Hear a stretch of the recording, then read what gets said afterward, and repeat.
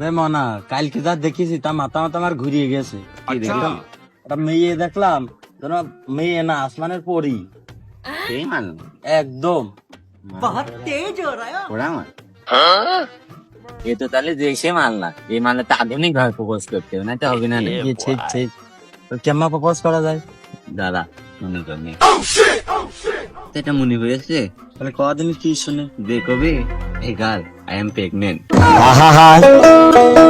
আমি পারি না আর পারি না। এই মেয়ের তালে আমি প্রপোজ করে প্রেগন্যান্ট করাই ফেলবো। হ্যাঁ যা, কাল থেকে যাবেন একবারে। আচ্ছা ঠিক আছে, তাহলে চল আয়। যা তুই তো যাই, আমি কিন্তু বসছি। এই গান, তুমি চাইলে আমি তোমার জন্য সব কিছু করতে পারি। আর একটা গরু বেচে আমি তোমার একটা সাইকেলও কিনে দিতে পারি।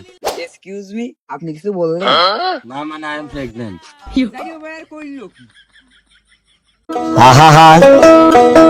আমি পারি না আর পারি না। আমি কি রজ্জেক, তোর প্রেম করা আমি শিখাই দিলাম, প্রপোজ করিস কি হয়েছে? প্রপোজ তো করিয়েছি মানা, এখন তার গরু বেচে ছাগল কিনে দিতে চাইছি, তাও তো সে রাজি হয়।